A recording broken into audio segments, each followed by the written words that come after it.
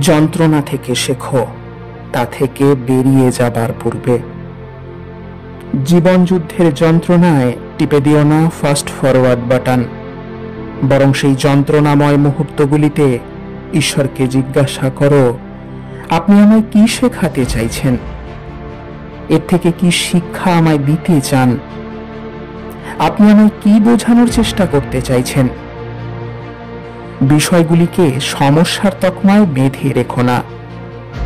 তা হতে পারে তোমার কর্মজগতে, আর্থিক অবস্থায়, মানসিক স্বাস্থ্যে, তোমার বিবাহে, তোমার সন্তানের মধ্য দিয়ে।